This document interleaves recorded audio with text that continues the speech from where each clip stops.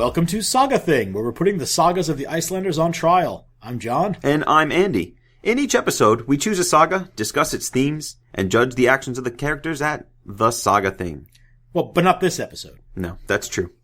Yeah, this episode's a little different, John. In recognition of the debut of the second season of the History Channel show Vikings, we're going to look at the stories connected to the show's central character, Ragnar Lothbrok. Right, we'll also be looking at the legendary saga of Ragnar Lothbrok and his sons, or Ragnar's saga for short. But we'll also bounce around to some of the other medieval sources for Ragnar's exploits. The tale of Ragnar's sons, and the Gesta Danorum of the 13th century Danish writer Saxo Grammaticus. And of course we'll be talking about the show a little bit as well. Right. And we won't be doing our usual judgment section, and we won't be picking Thingmen in this episode, which is kind of tragic.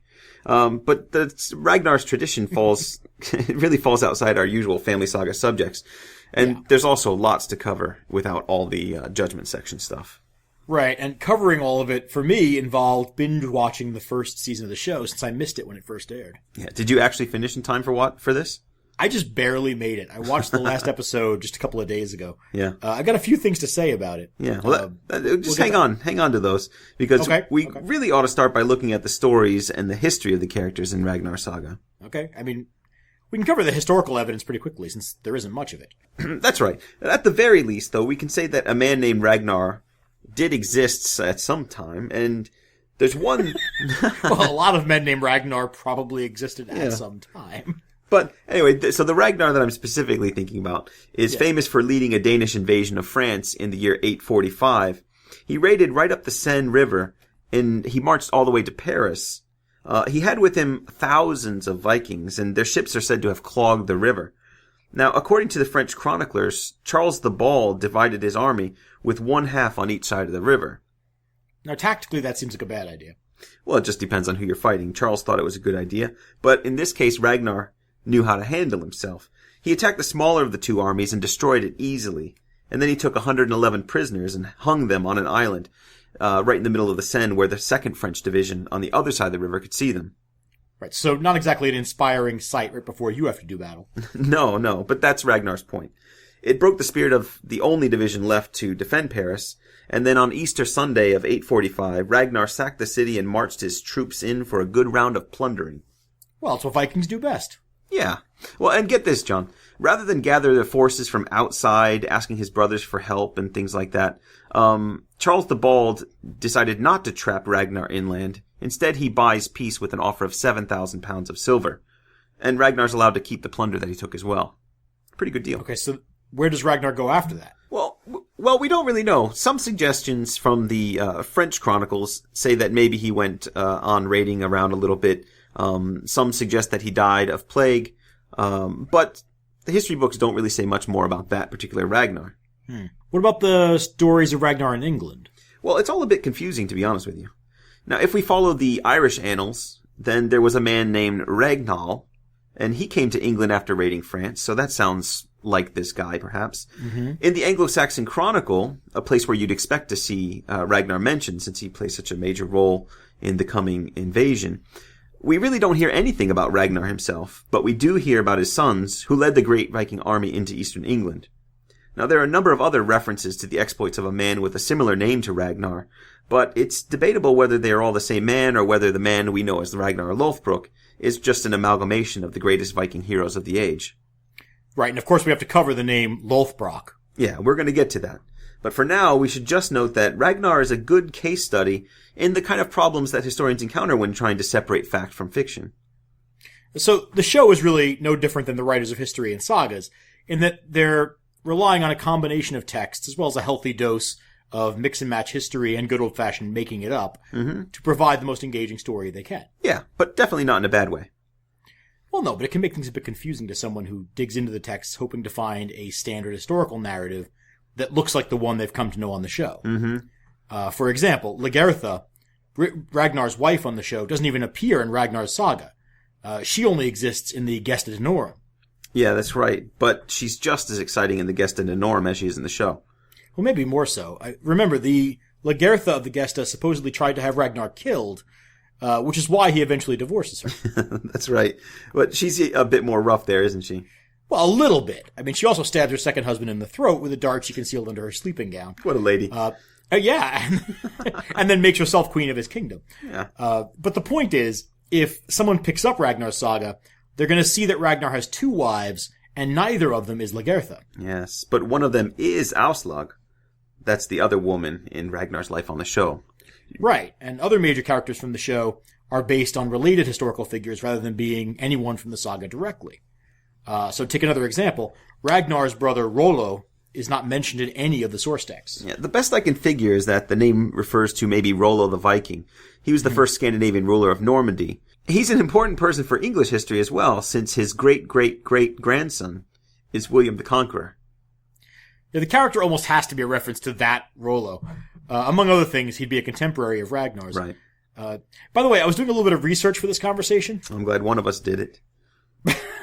Well, I said a little. I only did a little. Yeah. But I did learn that Rollo is a Latinized form of the Scandinavian name Hrolf, and so it's ultimately derived from Rudolph. In some relation to the reindeer, I'm assuming? I can only hope. It makes it hard to take him seriously, though. It would be very hard to take Rudolph the Viking seriously. John, I think it's sad that you claim to have done a little bit of research and that's what you came up with. Well, that's it. That's the beginning and end of my contribution to this episode. Wow, that's pathetic. All right, so what about Floki? I think, just looking around online, a lot of people like to link him to Loki, that well-known and now beloved brother of Thor. Mm-hmm. Floki's an interesting one. Floki on the show, for those who are less familiar with the show, is a slightly unhinged master shipbuilder. He builds Ragnar's ocean-going ship and sails to England with him. Now, like Rollo, we're not dealing with someone who appears in the sagas of Ragnar, but there is a Floki, not Loki, a Floki who's very important to Icelandic history. That's right. If you listen to the very first episode of our podcast, you might remember Floki Vilgerðarson. He's the first man to sail to Iceland on purpose. And like his television counterpart, Floki was an expert sailor who navigated to the island with the help of ravens to guide him to land. Thus his nickname Raven Floki, or Raven Floki. Floki eventually returns to Norway full of contempt for the island, but others followed in his wake, and the settlement of Iceland was assured. He's also the guy who named Iceland, if you remember correctly. Oh, right, that's true. Mm-hmm. Now, there are some similarities there between that Floki and ours, but we're having to go pretty far afield to find counterparts with some of these guys. Yeah, and the Floki on the show is much more entertaining than Raven Floki, I'm sure. Never having met Raven Floki. Anyway. Well, anyways, we're on firmer ground with Ragnar's son Bjorn. All the sources agree that one of Ragnar's sons was indeed named Bjorn. One of his many, many sons, as we'll discuss a bit later. Yeah, so don't spoil it. For those of you who are big fans of young Bjorn, who, if you've seen the previews for the next season, he's not going to be so young anymore, you might be interested to know that the historical Bjorn eventually earned himself the nickname Ironsides for his toughness in battle. But, wait, that's not a spoiler? I just meant don't spoil our show. Ragnar's saga, John, it's been around for like 800 years. Anyone who's still surprised by the contents of this saga only has themselves to blame. Wow. Okay. So am I allowed to say that Ragnar's main enemy for the first season, Earl Haraldsson, has no historical basis whatsoever? Sure, but we're not going to talk about him. Okay. Well, let's get started then. We need to get the real discussion of Ragnar's saga going at some point. All right. Where do you want to start? How about Ragnar and his first wife? Well, we know that it's not Lagertha in the saga, so who is it going to be? Ragnar and Thora Fortress Heart. All right. Ragnar's saga actually begins by introducing both the women who will eventually become Ragnar's wives, and we're going to have to deal with them in the order that he marries them. His first wife is the impressively named Thora Fortress Heart. Nicknames, right? Not this week. No. So the story is that Thora's father, Jarl Herod, sends his beautiful daughter Thora Fortress Heart a gift each day to amuse her. Aww. And then one day, he sends her a little garden snake, and she feeds it. But the snake rapidly grows until it's the size of a dragon, and it encircles Thora's house, and no one can get in or out. The serpent eats an ox a day, and it terrifies everyone. It's a pretty nasty little thing. Presumably this is not an intentional part of the gift? No, although one nice side effect is that it grows a proper dragon's hoard of gold. Oh. But even so, Herod is a little worried and puts out the word that whoever kills the dragon can marry his daughter. Right, now at this point, Ragnar is introduced as the son of Sigurd Thring. He's an unusually large man and quite handsome. As an aside, by the way, we had a conversation about this before, but I was a little taken aback by the diminutive stature of the gentleman Travis Himmel playing Ragnar in the series. Yeah. So I looked it up. It turns out I was wrong. Travis Himmel is actually 6 feet tall. Just they've surrounded him with like the central casting's largest Scandinavian men that they could find. And so he's looking small next to the 6'6" actors they've got all around him. Yeah. But he actually is a tall man. Ragnar hears, and as far as the handsomeness part, I suppose that explains why they got a former underwear model to play him. Indeed. When Much Ragnar to our learns, joy. Oh, well. Be still my heart. Ragnar hears about Herod's announcement and has these shaggy pants and a cape made and boiled in tar. He then travels secretly to Herod's lands. He wears the tarred clothes, and then he also rolls in sand before confronting the serpent, and he also removes the rivet holding his spearhead in place. Now, so just to be clear, why do you think he does all of that? Well, it's clearly part of a complicated plan that would only work in a folk story. Right? He's got himself tar-stiffened clothes to protect him from the serpent's bite and breath. The sand, I suppose, for added stiffness and or to make him less appealing as a morsel. And removing the rivet, dragons hate more than a little bit exactly. of grit in their meal. And removing the rivet, this is going to be one of those, I think, Cinderella moments where he's going to leave the spearhead behind in the wound. Yeah. Which is going to, of course, then give him a kind of a token that he can be recognized by later. Yeah. And of course, this is the origins of the nickname. You know, any good folk story's gotta, tell the story of the nickname. And Lothbrok translates to shaggy breeches or shaggy pants. And for some reason, whenever I tell my students that his name, Lothbrok, means shaggy pants, it always gets a big laugh, and I'm not sure why. They're not impressed by that. Well, this is a pretty popular folk tradition, I think. It appears also in Saxo Grammaticus's Gesta Danorum, except for in this one, he doesn't do the tar and sand thing. I'll read you the passage real quickly. He finds out the whole story about Thora being held hostage by this dragon, and he gets all his men together. And it says he begs from his nurse a woolen cloak and some very shaggy thigh coverings, with which he could subdue the serpent's bites. He dressed himself like this, believing that the clothing cushioned with hair would act as a protection, and at the same time be flexible enough to allow nimble movement. And then when he gets to the shores of the land that he's going to be in, it's very, very cold on the Swedish coast, and it says the weather is freezing, and so he intentionally throws himself into the waters and exposes his soaking garments to be stiffened by the cold, so that they would become even less penetrable. So it's the same basic idea. It's wearing the shaggy breeches and turning them into an armor of sorts to fight off this dragon's bite and breath. Right. Do you prefer tar-covered pants or frozen pants? I would think that the tar cover might be a little better. Frozen sounds cold and quite stiff. Hard to move around in. I think you'd want to be nimble when you're fighting a dragon. I don't think you'd want to be walking around in frozen pants. Yeah. So anyway, it works. He's able to kill the serpent, and he leaves his spearhead in the wound with a deft maneuver where he spins his shaft out of the very large spearhead and leaves it in the wound. Right, and it's a pretty large spearhead, too, not your average spearhead. Right. No phallic imagery there at all. None at all. He then leaves without identifying himself. Yeah, there's a lot of folkloric stuff in this saga, and all of this is pretty clearly setting up Ragnar as a mythic hero on the scale of other dragon slayers like Sigurd Fafnir's Bane of Volsunga Saga. And that's going to become even more obvious later, but it's worth noting right away that all these details about the clothes and whatnot turn Ragnar into a kind of legendary trickster hero. Yeah, I mean, I think we're dealing with something sort of halfway in between that regular trickster figure and the traditional hero, right? The mystery guy who's going to come along, claim his inheritance, marry the princess, and so forth. Yeah. And the trickster who's sort of always on the outskirts of society, and is stirring things up just to stir things up. Yeah. Ragnar kind of has an uneasy foot in each camp there. Yeah. And it really, right now, in this moment, you can already see some of the differences between this as a legendary saga and the kind of family sagas that we've been dealing with in the podcast so far. Right. It's got a lot of sort of formulaic folkloric elements that you wouldn't expect to see in the regular sagas. Mm-hmm. And a bit more magic. There you go. And dragons. Sure. Anyway, the Jarl finds the dead serpent, and he's quite happy. and he's wondering who owns the spearhead. And he announces an assembly in order to find the man whose spear shaft fits the giant spearhead. Again, Cinderella. Ragnar and his men, of course, attend the assembly, where Ragnar is quickly identified by his giant shaft. Dr. Freud, you're needed in Harrods Hall. Dr. Freud. All right, we're done with those jokes.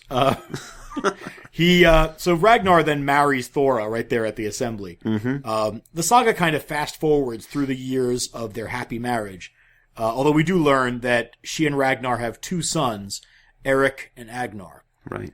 Thora's role in the saga is at an end, and so she gets terribly ill and dies some years later. And at that point, Ragnar rededicates himself to raiding to take his mind off of his grief. Ragnar and Aslaug. Now, meanwhile, there's been a parallel story developing about Aslaug.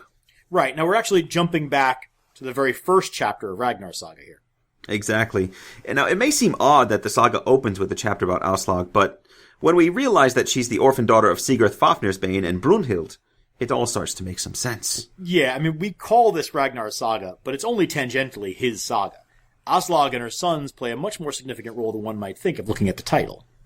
Yeah, I like to think of this saga as a convenient kind of like a bridge between the legendary and heroic world of the Volsunga saga, and which you guys might be familiar with from the Nibelungenlied or from Wagner's Opera of the Ring. It bridges between that and the world of the family sagas that we've been talking about. You think we have a lot of opera fans in the Saga Thing podcast audience? Well, I always know when I mention Wagner's opera to my students, they always look at me like I'm crazy. They have no idea what I'm talking about. That probably has nothing to do with the opera. Anyway, back to Aslaug. After her superhero parents are killed, Aslaug's foster father considers the danger that she's in. Hoping to save her from her parents' enemies, Heimer smuggles young Aslaug away in a giant harp. Yeah, I want to talk about that harp for a second, because it's an interesting harp. I've read that several times now, and I'm still having trouble with the concept. So what he's got is a gigantic harp, big enough that he can fit not only this sort of half-grown girl, but also a bunch of clothes for her, as well as all the sort of wealth that he's been able to pack away with him. Yeah. So gold and silver and so forth. In a secret compartment. Right, all in there, along with food, and apparently sufficient room that she's comfortable in there. I mean, it's pretty clear that she's able to sort of relax in there, maybe not stretch out, but, she's not really crammed in there. So all that stuff is inside a harp, which he then carries around with him. It explains why he's so tired later on. It certainly does. I feel like maybe the person who wrote this saga has never tried to lift a large amount of gold. It's that folktale element again. But. Right. But it's so carefully constructed, this harp, that when it's put together, no one else is supposed to be able to tell that it's actually got a hollow compartment. Right. It's only because Heimer is a skilled craftsman that he's able to construct this thing so well that no one else sees that it's false. He's a good craftsman. Well, anyway, Heimer wanders around for quite a while, and then one day finds himself exhausted in the home of an ugly old woman named Grima. Now, this old crone notices, while she's talking to him, a bit of rich fabric sticking out of the harp case. Oh! And so, she's thinking there's something good in there, right? She convinces her husband, Ari, to attack Heimer while he's sleeping that night. Now, Ari's kind of this bumbling coward, and he manages to get into the barn and fatally wound Heimer with a fairly simple strategy given to him by his wife. Hit him on the head with an axe, and then run away. Nice. Now, after Heimer's dead, they smash the harp in the hope of finding a fortune inside. And they do, but along with that, they also find a little kid who pretends to be mute. And there's a nice little exchange between the couple as they say, what do we do with this thing? Now, we can't, I think the husband says something like, we can't afford to raise a child. Despite the fact that they've just got a harp full of gold. Yeah, exactly. Anyway, they rename her Kraka, or Crow, and they hatch a plan to keep her dirty to hide her beauty, so that they can pretend that she's her daughter. The Cinderella motifs just keep coming in this saga, don't they?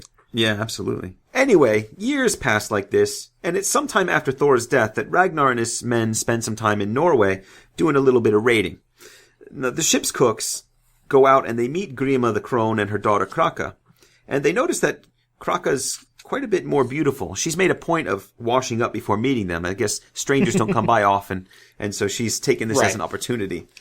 Anyway, they're taken by her beauty. They're so distracted. And this is something you actually see reflected in the last episode of the Vikings show. Yes, absolutely, yeah. When Ragnar, two of his men kind of go off and they spot Aslaug bathing nude, and they get so distracted that they screw up the fishing, or they're supposed to get some food. That's basically what happens in the saga. Right, except that in the television show, they replace Grima, the old crone, with a group of women in waiting who catch the men spying. Yeah, Aslaug's status, wherever she is in the show, is certainly much different from this kind of fairy tale Cinderella story that we get in the saga. Right, but because of that, we lose this entertaining episode in which the ship's cooks doubt Kraka's parentage, because they sort of look at her and how beautiful she is. Yeah. And I'll just quickly read this. So the cooks say, "You two must be incredibly unlike, as hideous as you are," to Grima. "We have never seen a maiden so beautiful, and we don't think she looks anything like you, because you are the greatest monstrosity." Grima answered, "You can't see the resemblance in me now. My looks aren't what they used to be." It's a hard life out there. Awful. Anyway, the cooks, they return to Ragnar just as the fishermen return to Ragnar in the show. In this case, they've burnt the bread.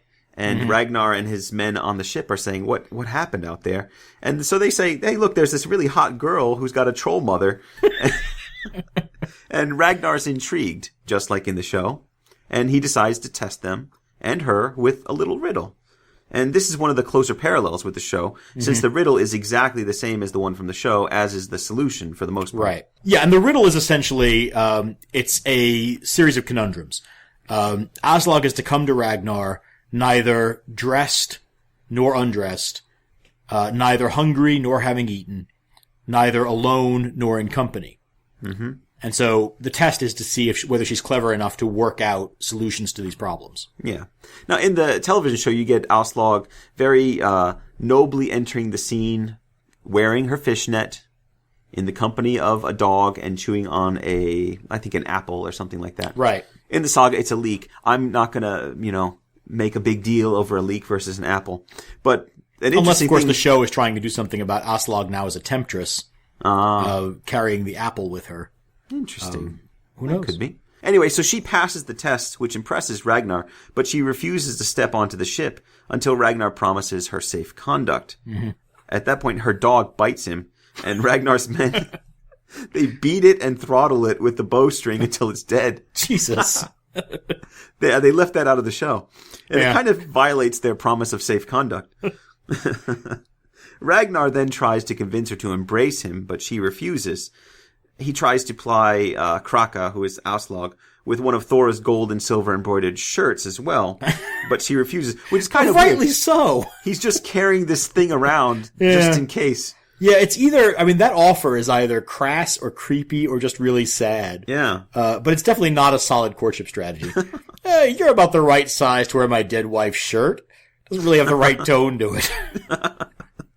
Well, it doesn't entirely fail. Now, Aslaug doesn't fall head over heels in love with Ragnar at this moment, but she does say, "Let me go, you go on your way, and when you come back, if you still want me, then I'll go with you."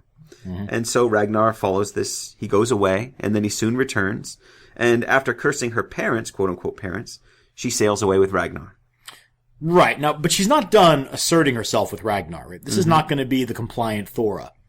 Aslaug refuses to sleep with Ragnar until they're married. Which kind of evokes the kind of Brunhild episode from the Volsunga saga. Absolutely. Right. She refuses to sleep with her husband-to-be, and there's a wrestling match that... like mother, like daughter. Right, and Ragnar reluctantly agrees to this. But then they do get married, and she tries to convince him to wait another 3 nights to consummate the marriage.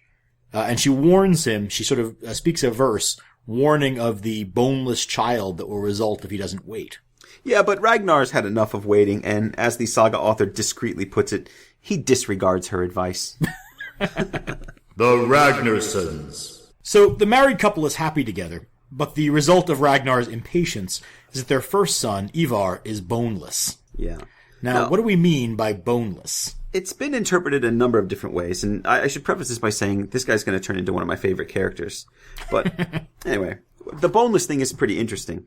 Now, one theory is that it's like a 12th century misreading of the Latin term or nickname for him, exosus, or detestable. So it would be Ivar the Detestable, which you could understand given what he ends up doing in England and throughout Scandinavia. That could be a name for him.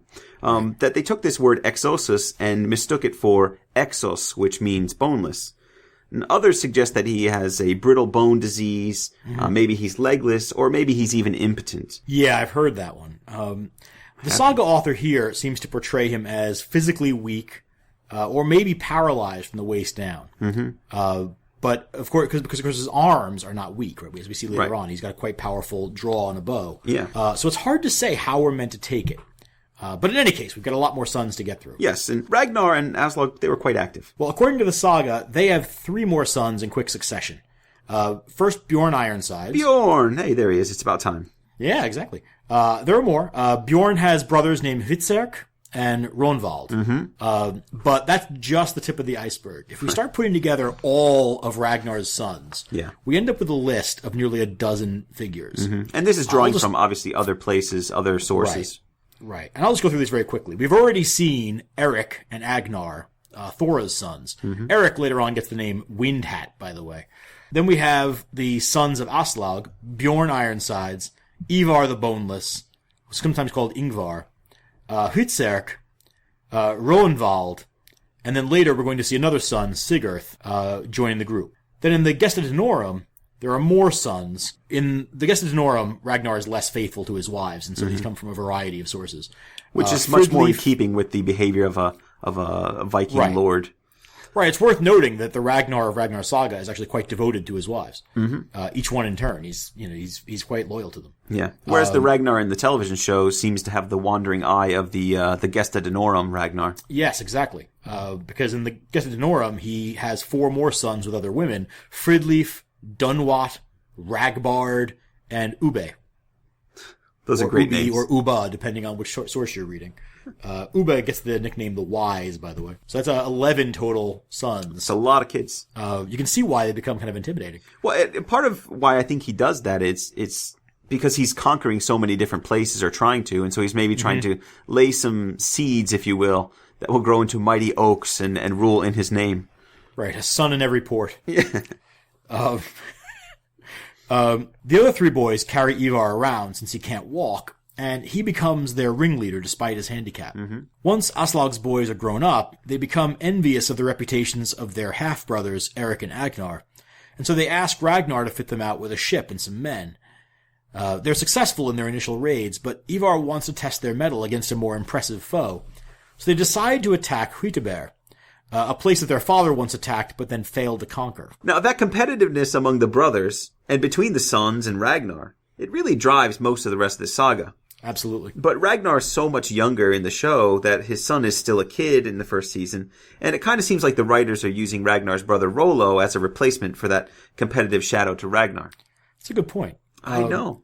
I think that parallel is even more pronounced in the tale of Ragnar's sons, where we see Eric and Agnar actually making an alliance with one of Ragnar's enemies, just as Rollo does in Vikings. Yeah. Now, in this case, the sons' desire to outdo their father has serious consequences. They reach Hvitserk and leave the youngest brother, Roenvald, with a small force to guard the ships while the main force assaults the town. Now, the rest of the brothers attack, but the townspeople unleash a pair of magic bulls on them. There's something about this saga and the presence of magic bulls. It's definitely a recurring theme. There are 3 magic bulls total in this saga, and that's more than I've seen in any other place. And the best one is still to come. Magic bulls. These magic bulls bellowing causes panic until Ivar, who's riding on a shield and is carried into battle, shoots both of the bulls dead. Yeah, Ivar, this is one of the great examples of how Ivar becomes one of the cooler characters in the saga. Now, I know English literature doesn't like him very well, but the saga literature seems to like him quite a lot. He's one of those characters that we see who, he doesn't have the use of his legs. And he emerges as one of the leaders of the group. He is the wisest, and he's also showing his military acumen here. He's the one that takes out the bull. Right. I think you see a great deal in the sagas of this sort of thing. It's what people who do disability studies would call he has an impairment, right? Mm-hmm. But disability is constructed. It's something that is a limitation placed on an individual by his culture or by the perceptions of others or by things that distance him from full involvement in society. Right.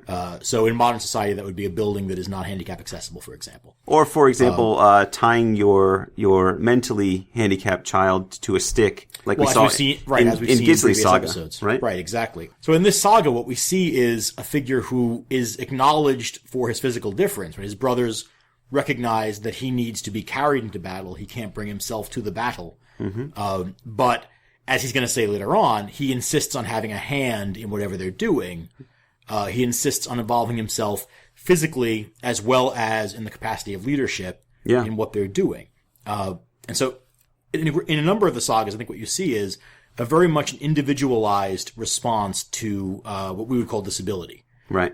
Though his name even suggests an acknowledgement of a limitation. So in Ivar's case, what we're seeing is someone whose difference is acknowledged. It's even becoming a part of his name, right? Mm-hmm. This is not an uncommon thing in the sagas at all. Saga nicknames will frequently reference a difference, a physical difference. Mm-hmm. Not always something that we would consider to be an impairment or a disability. It can be something like the color of a person's hair or their height. But in his case, it's a disability, but it's a disability that is so little a part of his persona that it's not even clear from the saga context what that disability is precisely. Right? We're not actually certain, even having read the thing, what exactly it is that makes Ivar different from the others. Right. And of Other course, than he gets carried around on a shield. That's about it. Right. And of course, he's then able to use that sort of legend, right? That nickname that becomes part of his story. And he then uses that to terrify other people.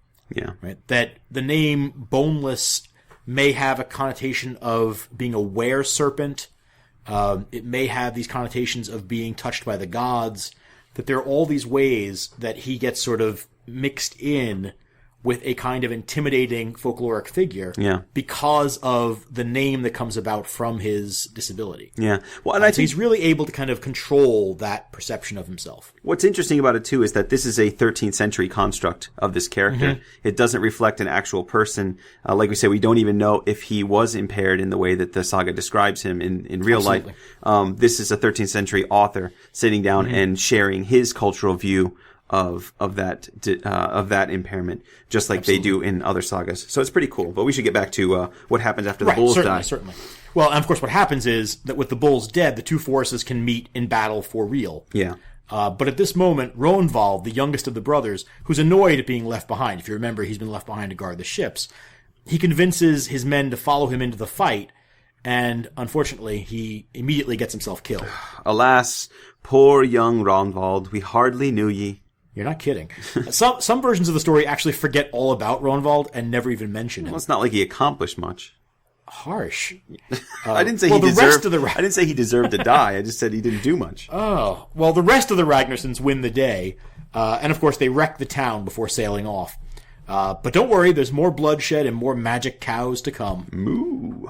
Sevilla, the magic cow, and a war in Sweden. Ragnar is great friends with King Eystein of Sweden, and he has this sacred cow named Sibylla, and that cow is used to lead men into battle, and like the other cow, it bellows and freaks everyone out. Oh, this saga writer is obsessed.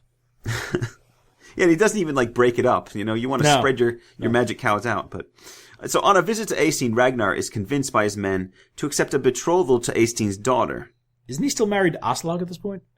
Well, yeah, but remember, as far as he's concerned, and as far as the people that follow Ragnar are concerned, she's just Kraka, the daughter of an ugly peasant, and her lineage isn't so good. They've got adult children together, and it's never come up that she was adopted against her will?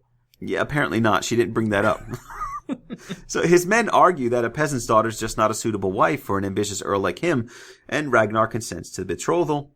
And he warns his men, kind of like Ragnar does in the television show with Aslaug, don't tell my wife about this. It did seem to me that there's a definite hint of fear about how Aslaug might react. Actually, she does know about it. She knows the language of birds, you see. Of course.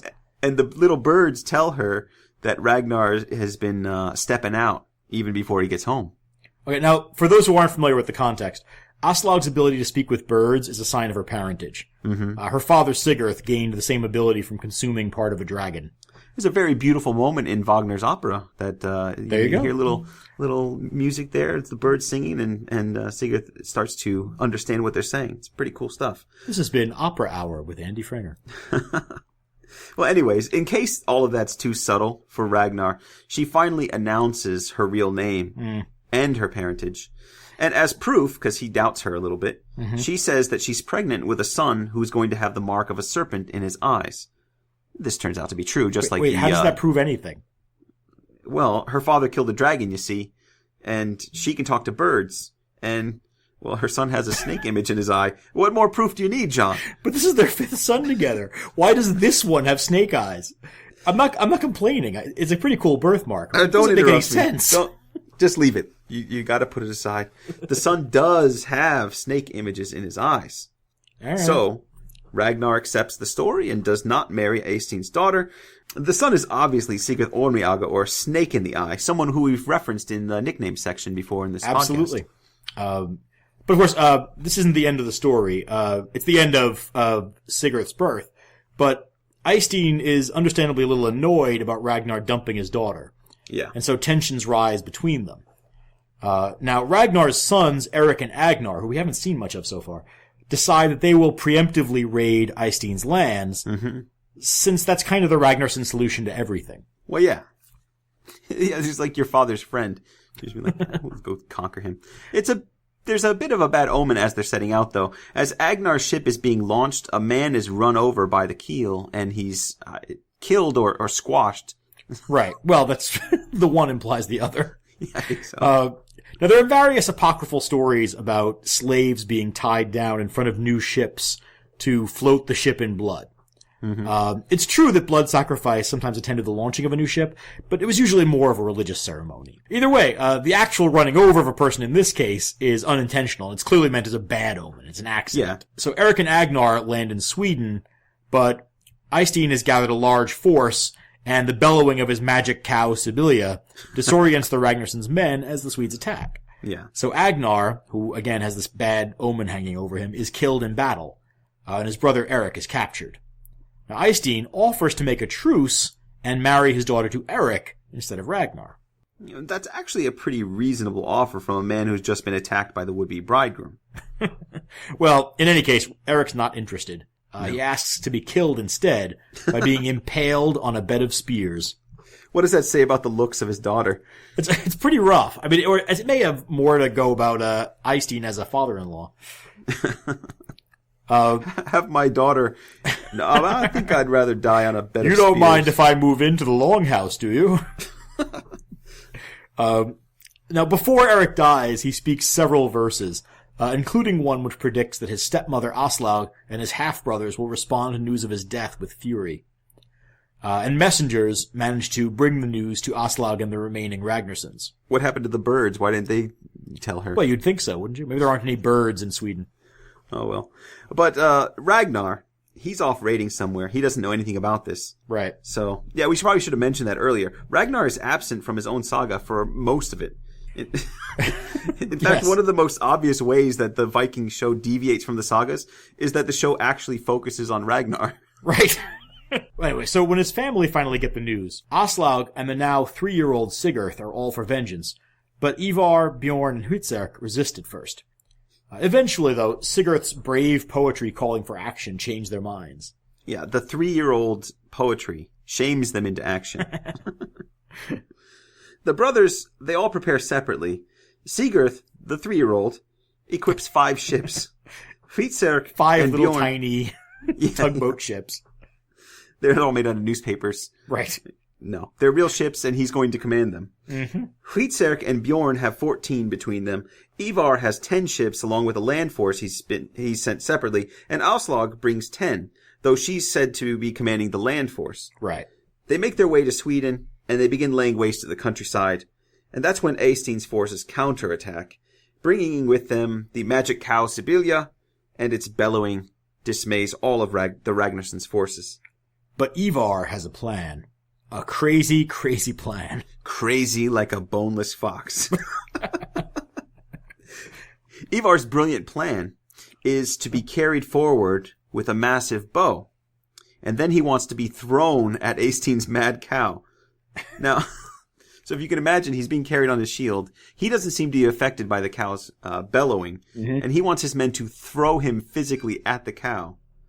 Now, his shots blind the cow. He shoots her in the eye first. And then, when he's flung at the cow, his weight magically increases and he crushes the cow to death. And I just imagine this guy with his legs flailing around behind him, grabbing the horns and weighing her down, wrestling her. It's a brilliant scene in my mind. Well, I'm not saying it isn't an effective strategy. It's just crazy. It's certainly unexpected. Ivar is then lifted up again by his men, and he rallies his troops to return to the fight. Hvitserk and Bjorn advance, slaughtering the Swedes, the Ragnarssons take the field, and Eystein is eventually killed. Huzzah! Yay! Once the dust settles, the brothers decide to travel to new lands, going on many raids for much plunder. But their mother goes home with the land forces. The Ragnarssons go raiding. So the Ragnarssons go a Viking for a time, eventually setting their sights on a fortified town called Viflsburg, ruled by an old enemy of their fathers named Wiffle.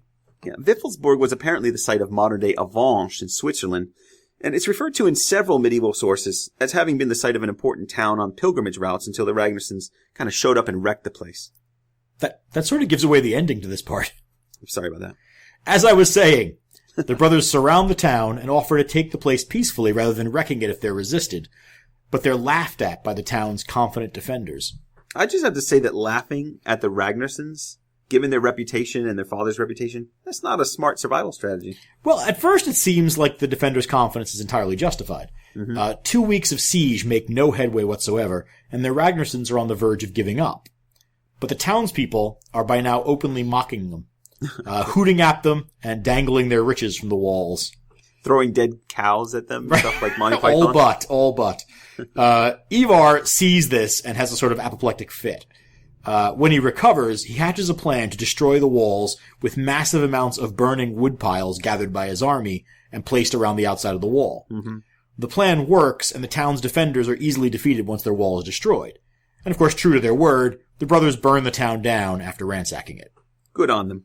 Now, the brothers, they're really on a roll now, and they're getting a massive reputation throughout Europe. Their egos grow to match this. Mm-hmm. And they decide that, since they're winning so much, why not keep going until they reach Rome, mm-hmm. which they've heard is very wealthy and famous. I've heard that too. The problem is they don't really know where Rome is. Right. So they meet some guy on the road, and they ask him, hey, where's Rome? And he tells them this story about how his iron-soled shoes had gotten worn out from walking there from Rome. And so they say, that seems like it's a little far away. Yeah, it's a bit more than we had in mind. And so they turn and go north instead. Right, fair enough. Ragnar Lothbrok in England. So at this point, you'd be forgiven for forgetting that Ragnar's still in the saga at all. Yeah, if you're a fan of the show, you're probably wondering, doesn't he go to England? Right, isn't he in this? Isn't he in this story? But he does finally return to his homeland, where everyone's talking about his son's exploits. Now, you would think that would make him proud. They are every bit the murderous pillaging machines that he is. Well, but Ragnar's not the sort of guy to pass the torch willingly. No. He decides that he doesn't like being outshone by his sons, so he hatches a plan to build 2 giant transport ships and take an army raiding overseas. It was a small army. Now, but an army nevertheless. Everyone in the north hears about Ragnar's plans, but no one knows where he's planning to attack, and so they all set watches on their shores. Ragnar, meanwhile, confides to his wife Aslaug that he's going to England, and she says that he should take more ships with him. Yeah, her response is kind of like an inversion of that line from Jaws. You're going to need a smaller boat, but a lot of them. That's exactly what the author was thinking. Right. But of course he ignores her advice. In part because he's trying to make a big statement, right? He's trying to maybe even reclaim the glories of his youth. But right. Well, and of course, everyone raids with small ships, mm-hmm. right? But nobody tries to build an aircraft carrier in the 9th century, so he's going to be different. Yeah. So he ignores the advice. She makes him a shirt out of gray hair that's going to protect him from wounds in case things don't go well. And sure enough, they don't go well. Yeah. Ragnar's giant ships wreck on the Northumbrian coast in bad weather. Although his men do make it ashore. Yeah. And so they begin conquering the surrounding area, mm-hmm. since they don't really have any way out. Mm-hmm. The English king Aelle raises an army to fight them off, but warns his men to take Ragnar alive if he's in the party, since Aelle wants no part of a blood feud with the Ragnarsons. It's interesting that the fear here is more of the Ragnarsons and not of Ragnar himself. And again, it's a bit of foreshadowing on the part of the author there, because we know how history plays out here. It's also worth noting that Aelle is a much more reasonable person in the saga than he is in the show. I guess if you look in the Anglo-Saxon Chronicle, though, they don't really treat him all that well. He's just this usurper guy. True. Lacking royal blood, they say. Whatever the case, the battle goes Aelle's way, but Ragnar can't be hurt because of Aslaug's hair shirt, and so he's eventually captured by being pressed down with shields. Right, now we should probably say once more that if you don't want to know what happens to Ragnar Lothbrok, you should probably skip the next couple of minutes of the podcast. Yeah, and maybe not have read any of the tweets that I sent out in preparation. I really don't know that anyone who's gotten this far is afraid of having things spoiled for them. Fine, go ahead. Okay. Ragnar refuses to identify himself, and so Aelle has him thrown into a snake pit just to make him talk. The snakes ignore him at first until Aelle has the hair shirt stripped off of Ragnar, and then the snakes bite him, and after speaking a coded verse about his sons, Ragnar dies. Now the verse is, "The piglets would protest loudly if they knew the boar's plight. Death has been dealt to me, snakes dig in my flesh house and savagely stab me. Serpents suck my life out. Beside the beasts I'll die now. Soon I will be a corpse." Now Aelle realizes at this point, obviously, this is Ragnar that he's killed. And he sends messengers to tell the Ragnarsons, and he makes it very clear he wants a report on their reactions, since he wants to know whether he's going to have to deal with them showing up and looking for revenge for their father. The Ragnarsons' revenge. Ha ha ha ha. So the Ragnarsons receive news of their father's death back home. And this section is just it's a great and sort of famous section, so we're just going to read off a bit of it. The messengers came with their troops to the town where the sons of Ragnar were being feasted, and went into the hall where they drank, and stood before the high seat where Ivar lay. Sigurd Snake in the Eye and Hitsark the Swift sat playing a board game, but Bjorn Ironsides was planing a spear shaft on the hall floor. Ivar asked them carefully about every detail of Ragnar's death. They told everything that had happened, from the time that he invaded England to the time that he laid his life down. When the story came to the point where he had said, "The piglets would grunt," Bjorn clenched his hand on the spear shaft, and he gripped it so hard that his handprint could be seen later. When the messengers finished their story, Bjorn shook the spear point apart so that it split into two pieces. Hvitserk gripped a game piece which he had captured, and he squeezed it so hard that blood spurted out from under every fingernail. Sigurd Snake in the Eye had held a knife and was paring down his nails when these tidings were told, and he pondered the news so deeply that he didn't realize the knife was sticking in the bone, and he didn't flinch. But Ivar asked for every last detail, and his complexion turned red for a while, then black for a while, and then went pale. He was so enraged that his skin was all swollen from the savagery in his breast. Hvitserk wants to kill Aelle's messengers on the spot, but Ivar stops him. The brothers confer, and everyone but Ivar wants to attack Aelle at once, but Ivar announces that his intention is to seek monetary compensation or weregild if possible. The brothers are disgusted by this, but he does it anyway, and he travels to England to meet Aelle. Right, now Aelle is a little confused by Ivar's seeming reasonableness. This is not what he's been led to expect from the Ragnarsons. Right. Ivar demands only an ox hide's worth of land from Aelle, who can't figure out how this could possibly come back to bite him, and so he agrees. Yeah, he should read more. Yeah, yes, he should. Yeah, if he had read a lot of other myths, maybe the Aeneid, for example. Or any other myths. Dido does the same kind of thing to get the land in Carthage. This is the sort of thing that is always a trick. Well, yeah. Ivar's trick is pretty simple. He just stretches and cuts the hide into strips that he can then use to mark off a big enough chunk of land to found his own city. And that city, we're told, is London. London? Yeah, when I saw this part in the book, I just had to laugh. Ivar Ragnarsson founds London, and we didn't hear about this? In this version of the story. In the tale of Ragnar's sons, he uses the same oxhide trick to found the city of York. Well, they're clearly nonsense. Sure, but it's interesting, though, that the Ragnar texts are all so invested in establishing the importance of the family to English history. We haven't seen a lot of this yet in the sagas that we've covered for the podcast, but there are definitely some that want to place Vikings at all the important moments in English history. Yeah. And all over the North, really. Sort of this Forrest Gump approach to Northern history. Forrest Gump. Well, Ella might be suspicious, but Ivar becomes an apparently loyal supporter of the king. In secret, though, he lures many of Ella's men away from the king and to himself. Meanwhile, the other Ragnarsons receive word from him to raise an army and come to England, and when they do, Ivar rushes to Ella and offers to try to make peace with the brothers. He then visits his brothers, encouraging them to strike hard, and returns telling Ella that he's going to stay out of the fight out of loyalty to him. Now, without Ivar's men, who used to be Ella's men, Ella's now outnumbered and outfought and eventually captured. And it's on Ivar's advice that a skilled woodcarver is said to carve a blood eagle on Ella's back. Yeah, I think we're going to have a mini episode just dealing with that because it is the sort of famous thing that has a very tangled kind of textual history. Yeah. So obviously, getting an eagle carved on your back is not a very comfortable thing, and Ella dies. Well, yeah. Ivar now determines that he's going to rule over all of England, and he gives up his rights back home to all of his brothers. Now, you might, if you look through English history, you're going to recognize Ivar, perhaps because he's famous for also slaying Saint Edmund the Martyr. Of course. Yeah, of East Anglia in around 869. We see this kind of association with Ivar, or as he's called, Hingwara or Ingwara, in the Latin Passion of Saint Edmund by Abbot of Fleury, and then again in the Old English, Alfred of Eynasham's version of the story. It's really reminiscent, the story of kind of like, Saint Sebastian being shot with arrows, right? Yeah, they have him binding Edmund to a tree, and then they shoot him full of arrows. Sure. And you sort of understand why that version, or that element of his legend doesn't make its way into the Norse texts. Right. When they're really working to make Ivar a cunning, but ultimately admirable kind of figure. Yeah. And obviously, being responsible for the death of a martyred saint puts you very clearly on the wrong side of the story. Yeah. So the English, who already have reasons to hate Ivar, don't have a problem with him being a saint killer as well. The end of the saga. Now, in the concluding section, the brothers take up raiding individually, and we get brief stories about their later lives. Hvitserk, for example, has some early successes, but is captured in a raid eventually. He asks to be put to death by burning on a pyre made of men's severed heads. That is the most Viking death possible. That's what death metal album covers want to be when they grow up. I don't know, how does it burn? That's an excellent question, actually. I wonder about this.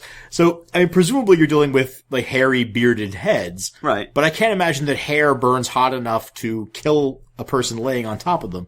No. You've got to have, sort of wood and then a layer of heads. Still pretty metal. And then the guy lying on top of them. Yeah, and of course, the next question is, whose heads are they? Now, I thought initially that they were probably the heads of men that he defeated, but you pointed out that he's asking his captors to provide the severed heads. Right. Are they and really you wouldn't, going to provide? Right, you wouldn't use the heads of your fallen comrades to burn your enemy. You'd presumably use your enemy's followers' heads. Mm-hmm. So presumably, the rest of his men get their heads chopped off so that he can have his funeral pyre of burning heads. It's pretty tough. Which, again, fairly metal. And it certainly beats his brother's throw me down on a bed of spears. Right, exactly. He's one-upping Eric there, isn't he? Yeah, he is. It's funny. So, Sigurd Snake in the Eye has a family. Which is such a letdown after hearing about Hvitserk's death. So, Sigurd Snake in the Eye, who's the heir presumptive to Sigurd's Fafnir's Bane. He's this really important, poetry-spewing, 5-ship leading 3-year-old that turns into a great warrior. And he settles down, moves out to the burbs, has a couple of kids. Yeah, that's essentially what happens, right? His daughter, Ragnhild, is going to be the mother of Harald Fairhair, who you will recognize as the king who unites Norway, and inadvertently causes Iceland to fill up with a lot of disaffected Norwegians. Right. So, I mean, legitimately, a family that's going to have some glory in its future. Sure, but you would expect more stories of campaigning from the guy. A little bit. From a guy with the name Snake in the Eye, yes. Yeah. Meanwhile, Ivar the Boneless rules in England for a few years, but eventually falls ill and dies. Now, at his request, his cairn is raised on the shore to protect England from invaders. Yeah, and this is another example of that interest in English history. The saga writer claims that Ivar's protecting tomb explains why Harald Hardrada's invasion of England in 1066 fails. You might remember Harald Hardrada as the guy who does the Battle of Stamford Bridge. Mm-hmm. Right, but William the Conqueror sneaks up on the tomb that same year by landing in the south. Apparently, it never occurs to Ivar that you can land anywhere on the island. So he's able to exhume Ivar's body and burn it, and William takes control of the island.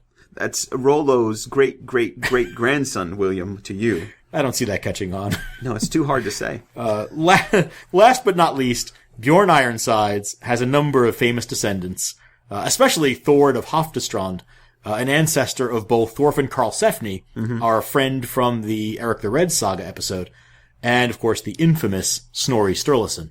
I've never heard of that guy. Snorri? No, obscure figure. So little Bjorn's got quite the bright future ahead of him. Absolutely, something to look forward to in future seasons. Good. Well, that's the saga of Ragnar Lothbrok and his sons. It's really the most complete account of Ragnar Lothbrok that we've got, and it's perhaps the most engaging as well. Yeah, it is. If there were more time, we'd talk to you about the Krakumal and the sagas of Ragnar's sons, and tell you more about how the Ragnar of Saxo's Gesta Danorum has a completely different flavor and style. Yeah, but geez, we've done enough for now. Yeah. You've got all you need of Ragnar's story, and I'm sure listeners are ready for season 2 of Vikings by now. I'm really curious how they're going to handle the issue of the sons and the invasion of England. They're going to get to that this season? They'd better. No. For now, I think I'd be content to watch Ivar get born and then take on the magical cows of Scandinavia. All right. But maybe in season 2 or 3, we'll get to see the great heathen army march on England. Well, we can hope. It's good, solid, entertaining history, even if it's only loosely connected to reality. Exactly. So thank you for listening. We are going to be back in a little bit with a new episode of Saga Thing. Yes, next time we'll return to the regular format as we look at the Saga of the Confederates. Otherwise known as Bandamana Saga. You just like saying that. It does flow off the tongue beautifully. Bandamana Saga. You're right, it does. So don't forget to follow us on Twitter, where we are at Saga Thing Pod. Like us on Facebook at Saga Thing Podcast, and review us on iTunes. And of course, feel free to email us at sagathingpodcast@gmail.com. So many options, so much social media. Until next time. Bye for now.